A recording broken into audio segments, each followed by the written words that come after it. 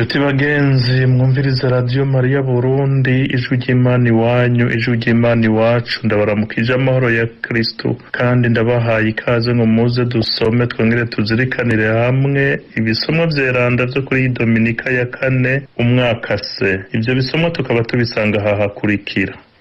Icambere tugisanga mu buhanuzi bwa Izaya ikigabane ca mbere akarongo ka 4 gushika ku ka 5 no ku karongo ka 17 gushika ku ka 19. Hagaca haza izaburi y'ukwitsa iryo jambo ry'Imana niyigira 70 canke 71 bivanye n'igitabo ukoresheje. Igisomwa ca kabiri nico tuvana mw'ibara ya mbere Paulo mweranda yandikiye abakorenti ikigabane ca 12 kuva ku karongo ka 31 gushika ku kigabane ca 13 akarongo ka 13 canke naho tukagumya igisomwa kigufi naco ni kigabane ca 13 kuva ku karongo ka 4 gushika ku ka 13. Inkuru nziza niyo twashikirijwe na Luka mweranda ikigabane ca 4 kuva ku karongo ka 21 gushika ku ka 30. Mukaba muri kumwe na jewe Padiri Gervazi Nibogora, nkaba ndi mw'iparuwase yitiriwe umweranda Leonardo, ni muri diocese ya Edmundston muri province ya Nouveau-Brunswick mu gihugu ca Canada. Kaze dusome tuzirikane iri jambo ry'Imana.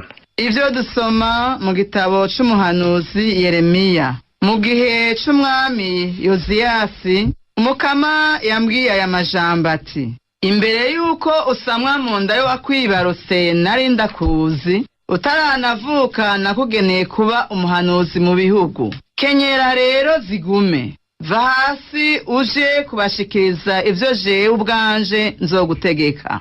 Ntugire ubwoba imbere yabo, ahandi ho nzogutera ubwoba imbere yabo. Jewe nyene, imbere y'iki gihugu, uyu munsi ndagushinze nk'igisagara gikomeye, nk'inkingi y'icuma, ku rugo rw'ifeza, abami ba Yuda, abategetsi, abasasedoti n'igihugu cose bazokugwanya, ariko ntibazoshobora kugutsinda, kuko ndi kumwe nawe nkaba umuvunyi wawe. Iryo ni ijambo ry'Umukama, iryo ni ijambo ry'Imana.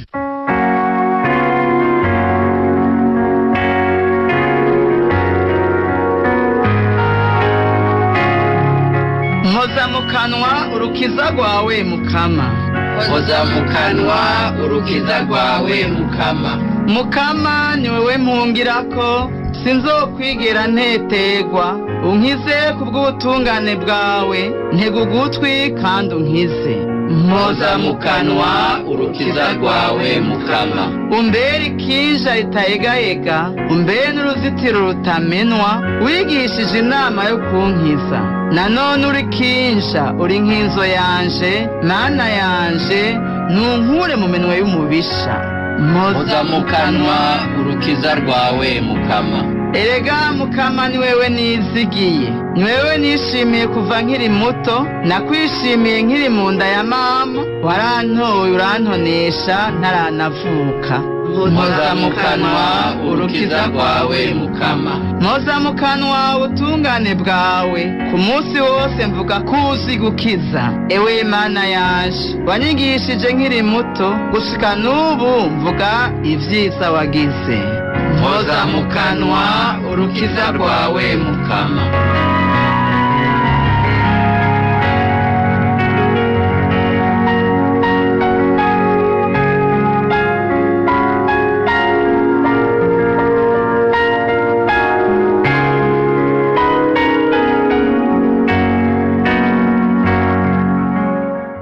Ivyo dusoma mw'ibaruwa rya mbere umutumwa Paulo yandikiye abakorenti. Nshuti zanje, mu ngabirano z'Imana nimurondere iy'agaheta. Ubu ngira ngo ndabereke inzira iruta izindi zose. Naho novuga indimi z'abantu n'iz'abamarayika, ntafise urukundo, noba meze nk'icuma gihuhuma canke nk'ikinjanja casirana. Naho nogira ingabirano yo guhanura kw'izina ry'Imana, nkamenya amabanga yose n'ubwenge bwose. Naho nogira ukwemera kuzuye gushobora no guterura imisozi, hafise urukundo ntaco noba maze, naho notanga ivyanje vyose ngo ngaburire abarushwa, kandi naho nokwita mu muriro ntafise urukundo ntaco vyomarira. Urukundo ruriyumanganya, urukundo rugenza runtu, nta shari rugira. Urukundo ntirwihayagiza, ntirwishira hejuru, ntirukora ikitaroranye, ntirurondera kunguko, ntirugira ishavu, ntirubika akabi mu nda, ntirunezerezwa n'ubugunge, ariko runezerezwa n'ukuri, rurenza ko muri vyose, rwemera vyose, rwizigira vyose, rurinda vyose. Urukundo ntiruhera. Ubuhanuzi buzotinda buhere, indimi zizotinda zihere, ubumenyi buzotinda buhere. Nanone tumenya gace kandi duhanura gace, ariko aho ikirangutse kizoshikira, ivy'agace bizoca vyibagirwa. Aho nari nkiri umwana navuga nk'umwana, nkiyumvira nk'umwana, ngasobanura nk'umwana, maze kuba umugabo naho naciye mpeba ivy'ubwana. Ubu tubonera mu cirore ivyijiji, ariko hanyuma tuzobona imbona nkubone. Ubu nzi agace, ariko hanyuma nzomenya nk'uko nanje menywa n'Imana. None rero ikigumaho nukwemera, ukwizigira n'urukundo, ariko muri ivyo bitatu ikibiheta vyose n'urukundo. Iryo ni ijambo ry'Imana.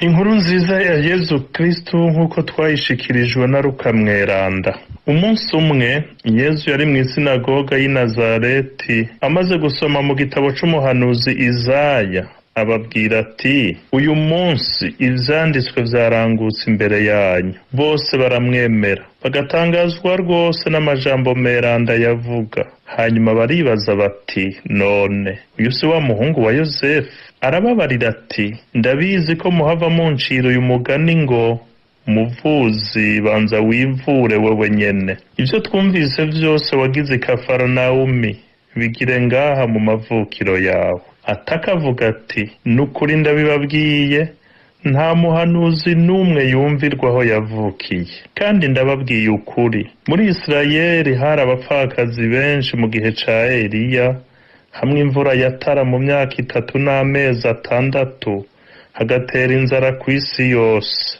Ariko Eliya ntiyarungitswe ku mugore n'umwe atari ku mupfakazi wo muri Sidoniya i Serepta. Hari kandi abanyamibembe benshi mu gihe c'umuhanuzi Elize, nta n'umwe yabakizemwo atari na Hamani umunyasiriya. Mu kumva ivyo baciye bose banirwa n'ishavu mw'isinagoga, bavuye hasi bamuhindira inyuma y'igisagara, baramujana gushika hejuru ku musozi igisagara cari cubatsweko ngo bamucuranguze. Ariko we abaciye hagati arigira. Twakire kandi dushimagize inkuru nziza ya Kristu.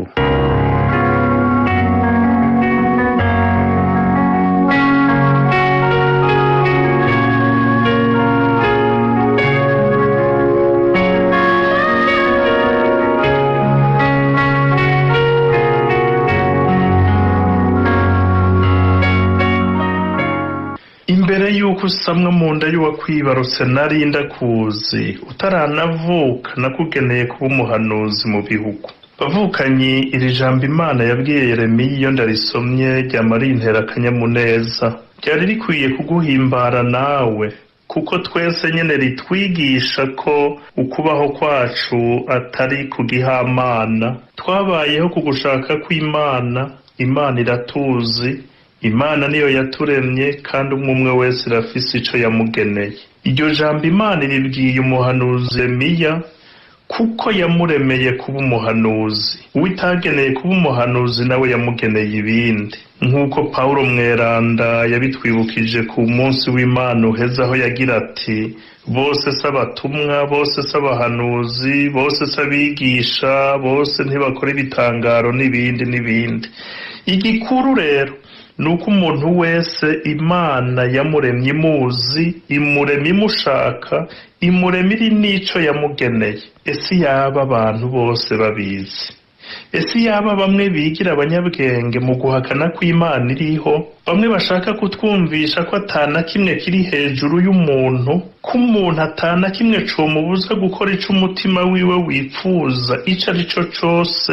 Ese bokumvira ijambo Imana yabwiye umuhanuzi Yeremiya? Ese na cane cane iri jambo ryoshika mu matwi no mu bwenge bwa babandi barazwi ishinga no gusesa amaraso ya bene wabo? Iyaba imbere yo gukura inkota mu rwubati bafata akanya ko kuzirikana k'uwo bagomba bagandagure Imana imuzi ataranasamwa, ko imukunda kandi ko ifise ico yamuremeye, gutyo bagaca bibuka ijambo Imana yabajije Gahini igihe yari ahejeje kugandagura murumuna we. Yamubajije iti, Gahini, murumunawe Abeli ari hehe? N'ubwiyorobetsi bwinshi n'ubushinyaguzi yubahuka kwishura Imana ngo ntavyo nzi, bisubiye si jewe njejwe kumuragira. Ariko Imana isubiza Gahini iti, wakoze iki? Amaraso ya murumunawe ariko aramborogera iyo ari mw'ivu. Kuva ubu rero uravumwe kuri iyo si yasamye, ngwinywa amaraso ya murumunawe asheshwe n'iminwe yawe. Ivyo tubisanga mu gitabo c'Itanguriro ikigabane ca 4 kuva ku karongo k'9 gushika ku ka 11. Bavukanye, uko ubonye umuntu wese umubonemwo ishusho y'Imana, umubonemwo umugambi w'Imana, umubonemwo vyinshi Imana imunyegejemwo, umenye ko niwamuzimanganiriza ubuzima uzoba ukoze Imana mu jisho, kandi ko kuva ubwo uzoba ubaye ikivume ku isi. Tugarutse rero kuri iki gisomwa ca mbere, tumaze gutegera ko zina muntu wese yashatswe n'Imana akaba ari imugenera kubaho, twoca tugira ko dutegera ko muri ubwo buzima Imana iduha atawihitiramwo umuhamagaro wiwe.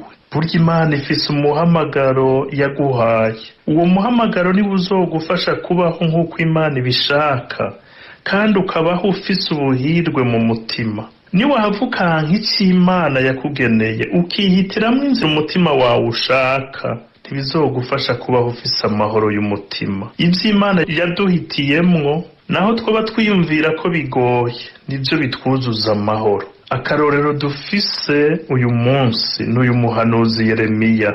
Imana ikimubwiye umuhamagaro wiwe vyaramuteye ubwoba, kandi birumvikana nk'umuntu yategezwa kugira ubwoba, kuko yatumwe ku bantu bakomeye, abami ba Yuda, abategetsi, abasaseredote, kambere n'igihugu cose, kandi n'ubutumwa ntibwari bworoshe. Kudoma urutoke ku mabi abo bantu bose bakora, kubagiriza atarya umunwa ibicumuro vyabo, agaca agira ko ababurira ko Yeruzalemu izogwa mu minwe y'abapagani, n'igisengero c'i Yeruzalemu kigasamburwa. Nawe niwishire mu kibanza ca Yeremiya, urabe ko vyokorohera guhaguruka ukagenda kwagiriza utarya umunwa abakuru b'ibihugu n'intara amabi bakora. Biragoye, ariko Imana iti kenyera zigume, va hasi uje kubashikiriza ivyo jewe ubwanje nzogutegeka. Ntugire ubwoba imbere yabo, bazokugwanya ariko ntibazoshobora kugutsinda, kuko ndi kumwe nawe nkaba umuvunyi wawe.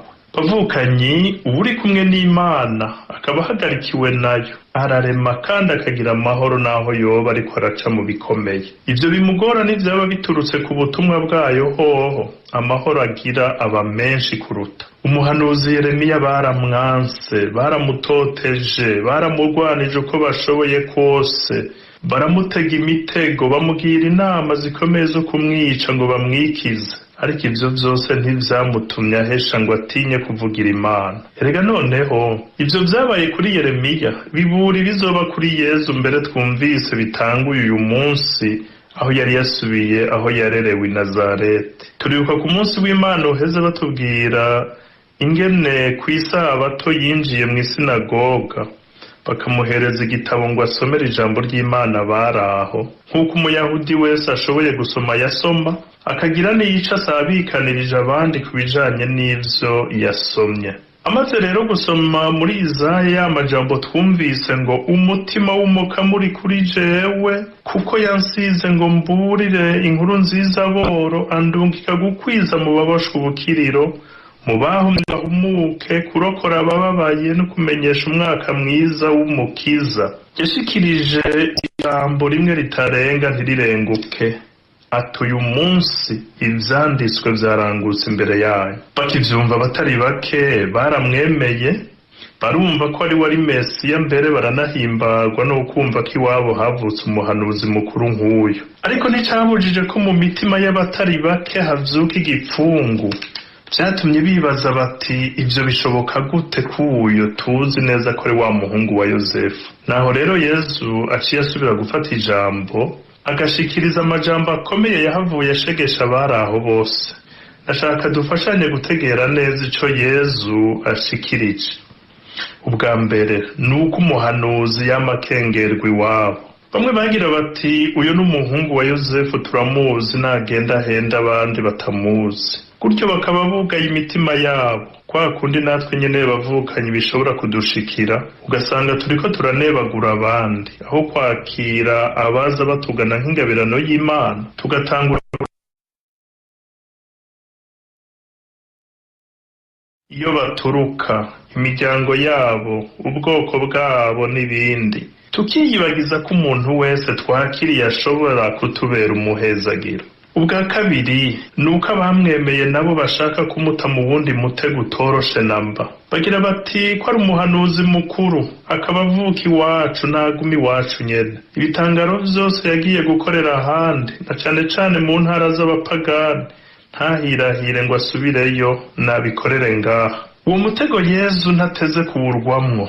Nico gituma yaciye ababwira ko batoshobora kumubuza ubutumwa bwo gucungura abantu bose, na cane cane ko naho birata kuba igihugu c'Imana, batamye na ntaryo bagaragaza ukwemera Imana, ariko bakarutwa n'abapagani. Agaca atanga uturorero twa wa mupfakazi w'i Sarepta yakira umuhanuzi Eliya, agatanga n'akarorero ka ya ntwazangabo y'Umusiriya na Hamani yakira imibembe igihe ca Elize. Utwo turorero tubiri twarashegeshe abanyanazareti, kuko vyatumye babona ko barutwa n'abapagani.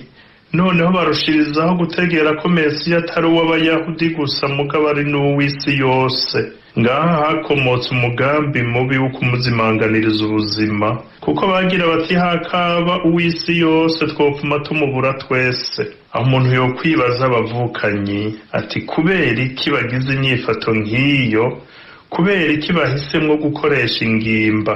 Inyishu nibaza ko yoroshe, kuko igihe cose utsinzwe n'ukuri kandi ukaba udashaka kwakira uko kuri kugutsinze, nta kindi uba usigaranye wikora katari ingimba. Nivyo vyashikiye abanyanazareti Yesu atsindishije ijambo ry'ukuri. Nivyo bishobora kuba bidushikira natwe mu miryango yacu, ku kazi aho dukorera, mu mibano yacu no mu gihugu cacu. Muze mwitonde mubirabe neza, nta na rimwe ingimba ihagararira ukuri. Ahari ingimba hose haba hari icihishe inyuma kandi kibi. Nk'uturorero dukeya, umugabo yananiwe gutunga urugo rwiwe kubera amafuti, uzokwama usanga atera uruhagarara mu muryango, agasinda n'umugore, agasinda n'abana, akabarya umutima, akabaturubika kugira ngo ntihagire uwubahuka kuvuga ibitagenda neza mu rugo. Umuyobozi kanaka binaniye gutunganya neza imirimo ajejwe, niko kuko akoresha igitsure, agakoresha iterabwoba, ijambo ngenderwako ryiwe rikabaryogora duhure. Ariko bavukanye ivyo vyose n'ubusa, kuko ukuri kuguma ari ukuri, kandi ntigushobora gutsindwa kuko kuva ku Mana. Nico catumye umuhanuzi Yeremiya akomera mu butumwa bwiwe. Nico catumye na Yesu bamaze kumushikana ku musozi bagomba kumucuranguriza ko abaca hagati akigira, gutya agakomeza ubutumwa bwiwe nk'uko atacigeze. Iri jambo ry'Imana rero nirituvyure natwe, ridukomereze ukwemera, ridufashe kwibuka natwe ryabanga ry'ibatisimu twaronse. Iyo batisimu yatugize abana b'Imana, kumwe na Kristo tuba abami, abasaseredote n'abahanuzi. Nico Imana yaturemeye, nk'uko natanguye nibutsa ko umuntu wese afise ico Imana yamuremeye. Igihe rero niki co kubaho nk'uko Imana ibishaka, co gukora ico Imana idutegereza gukora. Igihe niki c'ukubaka umuryango wa Ekleziya dukoresheje ingabirano zose Imana yaduhaye. Turi abana b'Imana kubw'ibatisimu twaronse, gutyo tugize umuryango umwe w'abemera. Ntitwagabanye ingabirano zimwe, ariko iz'umwe umwe wese yaronse nizikomeza umuryango kandi n'imagiriranire. Nico umutumwa Pawulo amaze yabibandikiye abibibutsa, kuko vyari vyabagoye cane. Baritiranye ibintu, umwe wese yaraba ingabirano afise akaziyitirira, akibaza ko ari we ahambaye gusumba abandi bose. Gutyo umuryango ugashaka no gusambuka kubera amashari n'ubwishime. Niho rero uyu munsi twumvise abavunira akagohe, abibutsa ingabirano isumba izindi zose ko ari urukundo. Kukaba nkako izo zindi ngabirano zose zizohera nitwamara gushikira umuremyi wacu.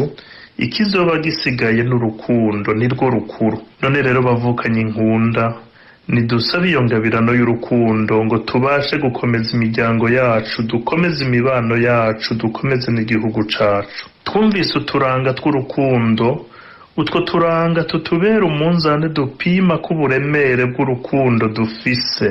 Umwe wese ahari yibaza ati, mbega jewe ubwo ndazi kwiyumanganya kubw'urukundo mfitiye abandi, uwo twubakanye, abana, abo dukorana, abo dusangiye umuhari? Ubwo se mfitiye ishari bene wacu? Ubwo simpora ngenda ndihayagiza nkishira hejuru kubera ivyo noba nshoboye abandi batabishoboye, nkibagirwa ko nabo hari ivyo bashoboye nanje ntashoboye? Ubwo mu ciza noba nkora ntivyoba bishika nkironderera ikuzo? Ubwo ndirinda ishavu kubw'urukundo mfitiye abandi? Ubwo ntavyo noba nkenyereye ko vyanse kumvamwo ngo nshobore kurekurira abandi vy'ukuri? Ubwo ntawe ntoba ndiko ndagunga ndondera kumunyaga utwiwe? N'ibindi. None rero bavukanyi, tubandanye dusabiranira kugira ngo uwo mutima w'urukundo abe ari wo wama uturanga. Umukama nabakomeze, abazigame muri urwo rukundo rwiwe, kandi namwe abahunda ingabirano y'urukundo. Amen.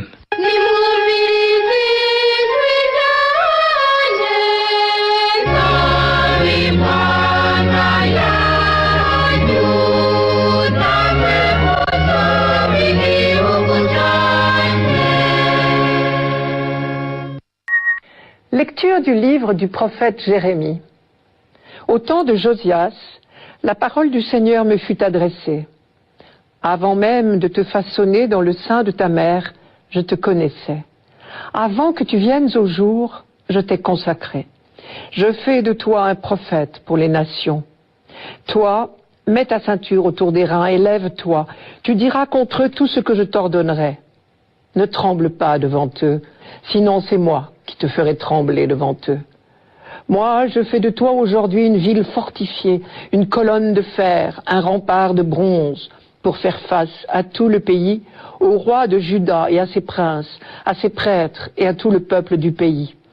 Ils te combattront, mais ils ne pourront rien contre toi, car je suis avec toi pour te délivrer, oracle du Seigneur.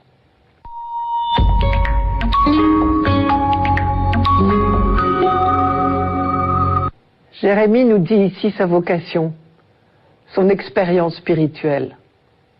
Mais il faut d'abord se rappeler le contexte historique dans lequel il est intervenu.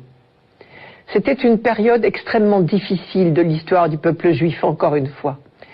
Jérémie a prêché de 627 à 587 avant Jésus-Christ, c'est-à-dire une durée de 40 ans, ce qui est considérable.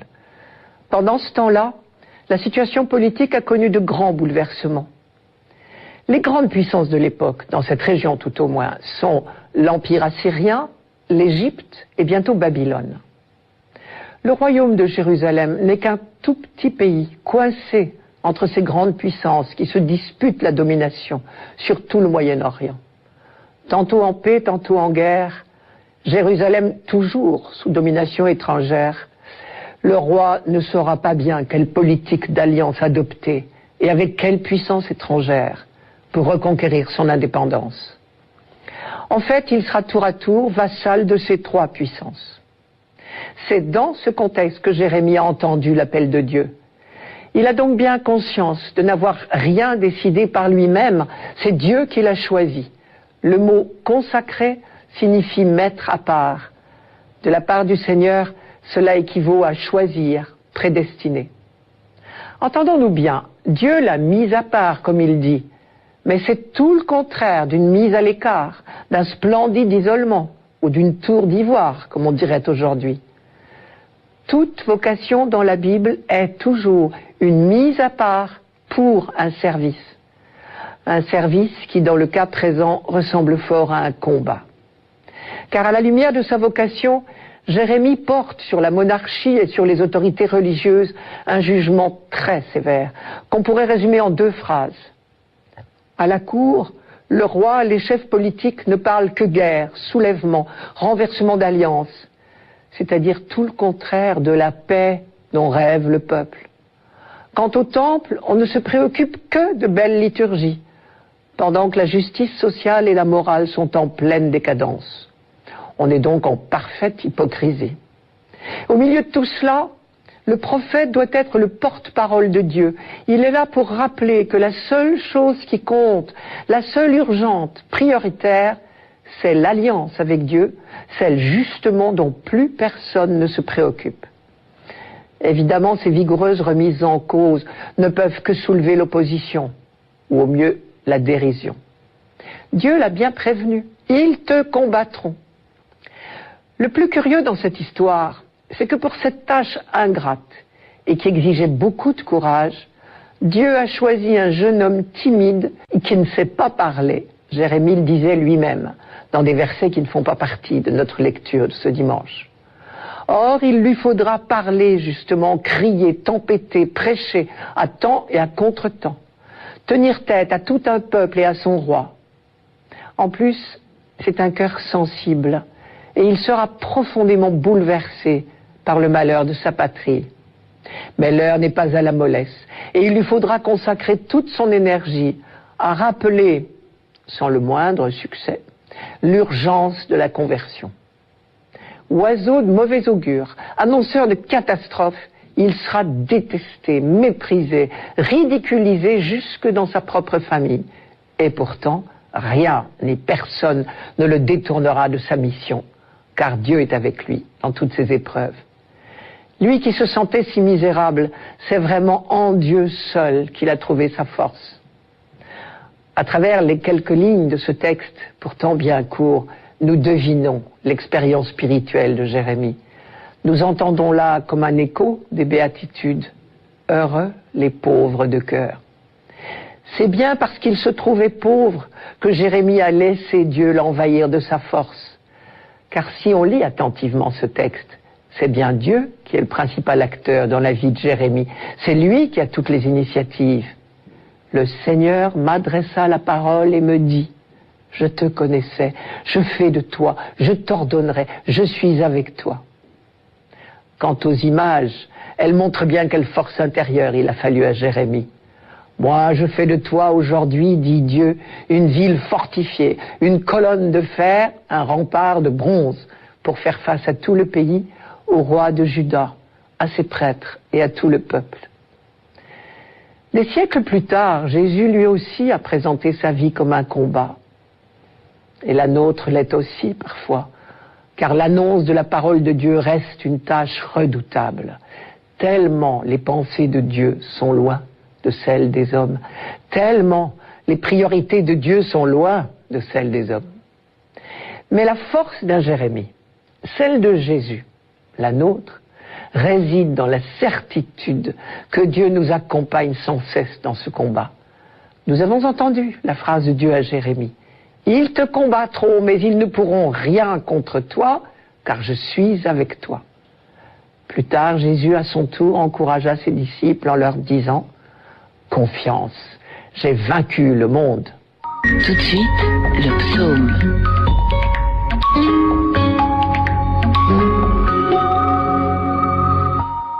Psaume 70.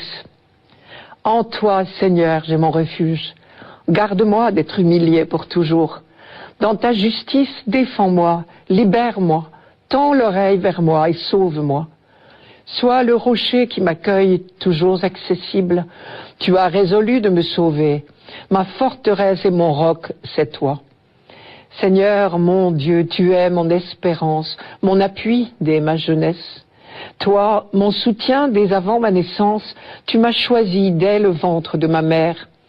Ma bouche annonce tout le jour tes actes de justice et de salut. Mon Dieu, tu m'as instruit dès ma jeunesse. Jusqu'à présent, j'ai proclamé tes merveilles.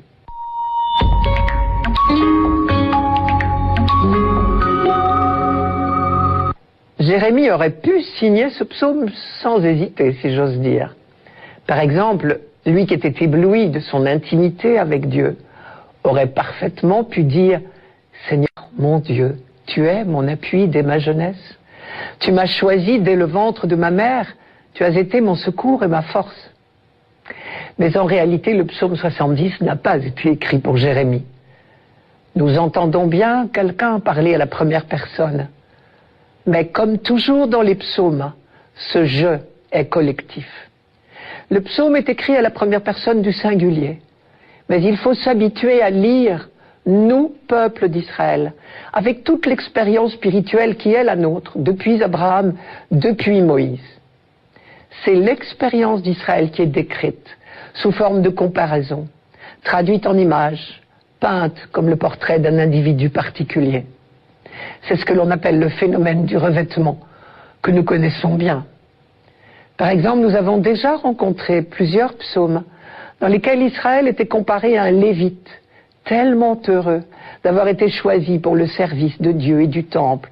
Vous connaissez le psaume 15, « Seigneur, mon partage et ma coupe, tu es mon héritage. » Ici, dans le psaume d'aujourd'hui, c'est bien Israël qui parle. « Seigneur, mon Dieu, tu es mon espérance, mon appui dès ma jeunesse. Toi, mon soutien dès avant ma naissance, tu m'as choisi dès le ventre de ma mère. » On voit bien de quoi il s'agit. Toute la longue expérience que le peuple élu a faite de la présence constante de Dieu à ses côtés, si j'ose dire. Mais, dans d'autres versets que nous ne lisons pas aujourd'hui, le ton change. Très clairement, ce psaume est écrit dans un moment de détresse. Et Israël est représenté comme une vieille épouse qui supplie celui qui l'a aimée quand elle était belle et jeune de ne pas l'abandonner. Je cite quelques versets. « Au jour de la vieillesse et des cheveux blancs, ne me rejette pas, ô mon Dieu. » Ce n'est pas l'image elle-même qui nous étonne. Ce n'est pas la première fois que l'alliance d'Israël est comparée à des fiançailles ou à un mariage. Mais ici, visiblement, ce ne sont pas les joies du mariage qui sont évoquées. À travers les lignes, on devine que l'épouse traverse une expérience douloureuse. Celle de la vieillesse flétrie, abandonnée, en butte à l'arrogance des plus jeunes, dont c'est le tour aujourd'hui d'être belle, adulée, aimée. Je cite encore, « Ne me rejette pas maintenant que j'ai vieilli, alors que décline ma vigueur, ne m'abandonne pas. » Mais bien sûr, il ne s'agit que d'une comparaison. Les noces sont une manière de parler de l'alliance que Dieu a conclue avec Israël. Ce qui est décrit comme l'abandon de la vieille épouse par son époux, c'est la période de l'exil à Babylone. Et là, effectivement, on a parfois été tenté de croire que Dieu avait abandonné son peuple. Et pendant ce temps, les ennemis d'Israël se frottaient les mains en pensant qu'Israël serait bientôt rayé de la carte. Je cite, « Mes ennemis parlent contre moi, ils me surveillent, ils se concertent, ils disent « Dieu l'abandonne, il n'a plus de défenseur ». Tout ceci donne à l'ensemble du psaume un aspect un peu curieux, parce qu'il est un mélange constant de supplication et de louange. Au sein même de la détresse, de la vieillesse, du délaissement apparent, L'épouse garde espoir et ne cesse de faire des projets. Je cite encore, « Je dirai aux hommes de ce temps ta puissance, à tous ceux qui viendront tes exploits. En toi, Seigneur, j'ai mon refuge. Garde-moi d'être humilié pour toujours. Dans ta justice, défends-moi, libère-moi, tends l'oreille vers moi et sauve-moi. Sois le rocher qui m'accueille, toujours accessible. Tu as résolu de me sauver. Ma forteresse et mon roc, c'est toi. Toi qui m'as fait voir tant de maux et de détresse, tu me feras vivre à nouveau. À nouveau, tu me tireras des abîmes de la terre. Tu m'élèveras et me grandiras. Tu reviendras me consoler. Et moi, je te rendrai grâce sur la harpe pour ta vérité, ô mon Dieu. Je jouerai pour toi de ma cithare, Saint d'Israël. Joie pour mes lèvres qui chantent pour toi et dans mon âme que tu as rachetée. Dommage que la liturgie ne nous propose pas ce psaume plus souvent et en entier de préférence, car il comporte de multiples résonances, vous l'avez entendu, avec notre propre expérience. Dans la souffrance, la maladie, le deuil, nous connaissons bien ce mélange de sentiments. Le cri de la détresse d'abord, « Mon Dieu, ne m'oublie pas, ne m'abandonne pas ». Et aussitôt la peur d'offenser Dieu, alors nous ajoutons « Mais je sais bien que tu ne m'abandonnes jamais ». Le psaume dit « Tu as résolu de me sauver, ma forteresse et mon roc, c'est toi ». Mais pour continuer à espérer, le croyant a bien besoin de se rappeler tous les points d'appui de sa foi. « Mon Dieu, mon rocher, Seigneur, mon Dieu, tu es mon espérance, mon appui dès ma jeunesse ». C'est tout ce mélange d'expériences douloureuses, de souffrances, d'aveux des faiblesses passagères, mais aussi de foi retrouvée et d'espérance indéracinable qu'il faut entendre à travers les lignes que nous lisons ce dimanche. Seigneur mon Dieu, tu es mon espérance, mon appui dès ma jeunesse. Tout de suite, la deuxième lecture. Lecture de la première lettre de saint Paul apôtre aux Corinthiens. Frères, recherchez avec ardeur les dons les plus grands. Et maintenant, je vais vous indiquer le chemin par excellence. J'aurais beau parler toutes les langues des hommes et des anges. Si je n'ai pas la charité, s'il me manque l'amour, je ne suis qu'un cuivre qui résonne, une cymbale retentissante. J'aurais beau être prophète, avoir toute la science des mystères et toute la connaissance de Dieu. J'aurais beau avoir toute la foi jusqu'à transporter les montagnes. S'il me manque l'amour, je ne suis rien. J'aurais beau distribuer toute ma fortune aux affamés. J'aurais beau me faire brûler vif. S'il me manque l'amour, cela ne me sert à rien. L'amour prend patience. L'amour rend service. L'amour ne jalouse pas. Il ne se vante pas, ne se gonfle pas d'orgueil. Il ne fait rien d'inconvenant. Il ne cherche pas son intérêt. Il ne s'emporte pas, il n'entretient pas de rancune, il ne se réjouit pas de ce qui est injuste, mais il trouve sa joie dans ce qui est vrai. Il supporte tout, il fait confiance en tout, il espère tout, il endure tout. L'amour ne passera jamais. Les prophéties seront dépassées, le don des langues cessera, la connaissance actuelle sera dépassée. En effet, notre connaissance est partielle. Nos prophéties sont partielles. Quand viendra l'achèvement, ce qui est partiel sera dépassé. Quand j'étais petit enfant, je parlais comme un enfant, je pensais comme un enfant, je raisonnais comme un enfant. Maintenant que je suis un homme, j'ai dépassé ce qui était propre à l'enfant. Nous voyons actuellement de manière confuse, comme dans un miroir. Ce jour-là, nous verrons face à face. Actuellement, ma connaissance est partielle. Ce jour-là, je connaîtrai parfaitement comme j'ai été connu. Ce qui demeure aujourd'hui, c'est la foi, l'espérance et la charité. Mais la plus grande des trois, c'est la charité.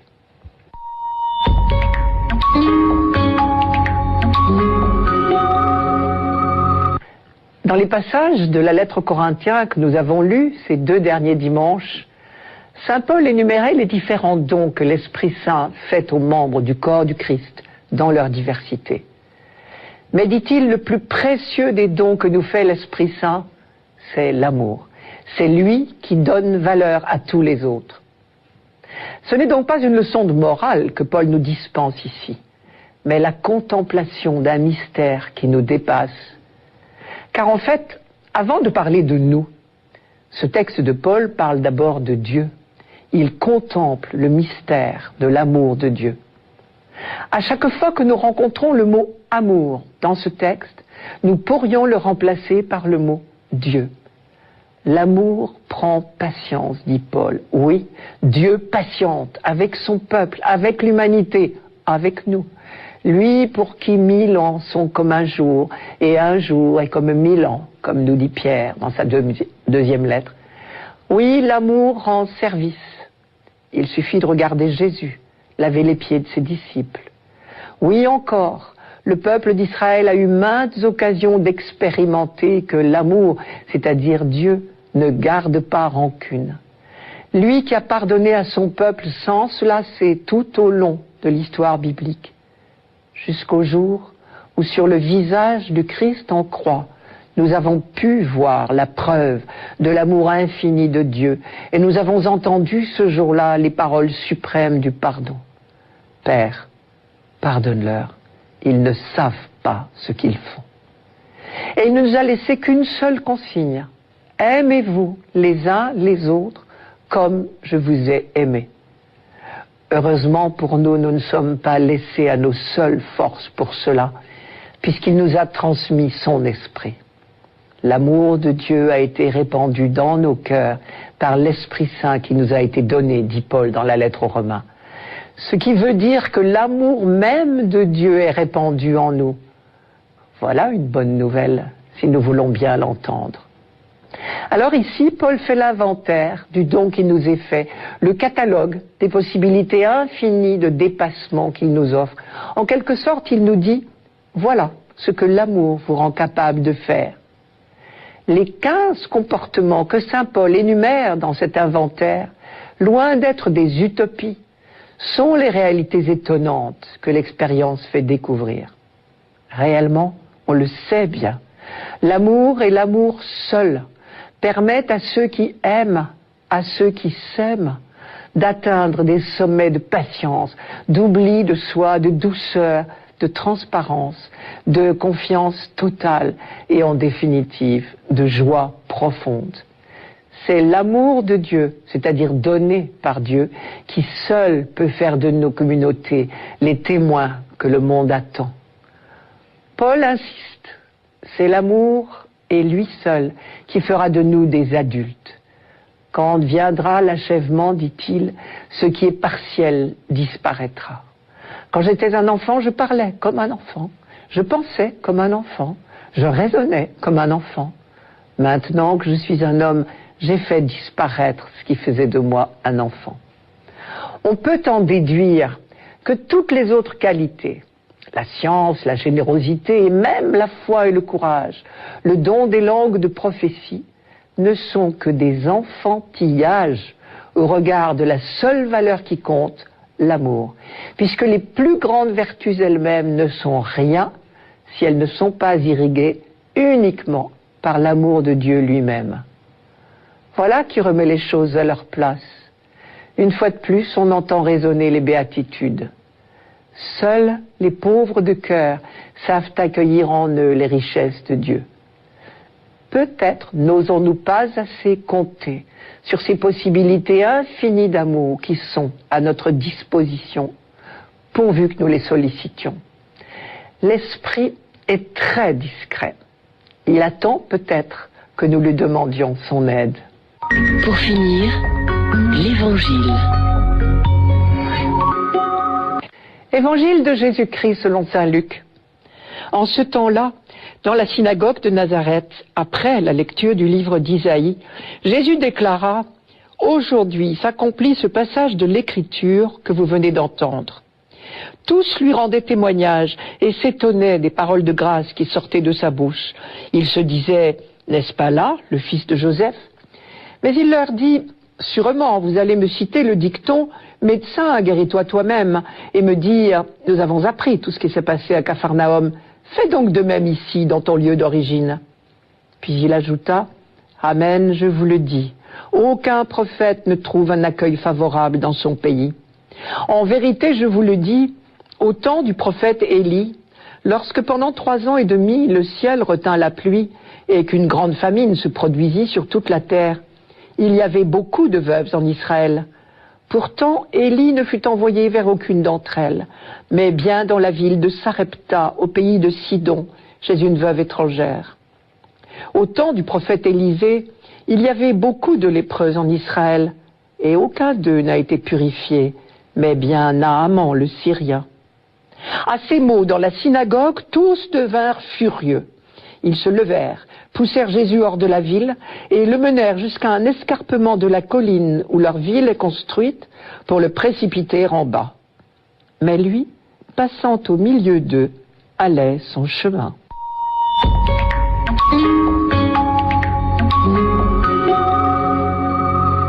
Si on y réfléchit, tout est étrange dans ce texte.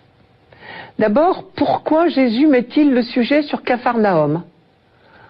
Probablement parce qu'il a eu vent d'une certaine jalousie dans le cœur de ses compatriotes de Nazareth.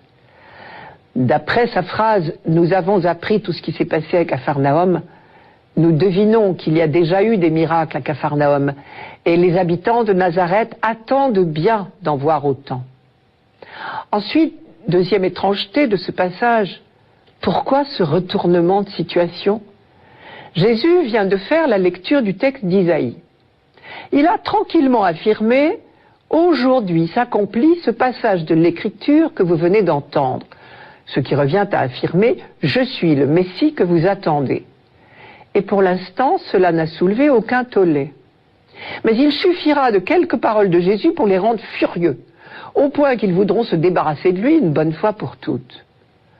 On peut donc se demander ce que Jésus a dit de si extraordinaire et pourquoi il a jugé bon de le dire.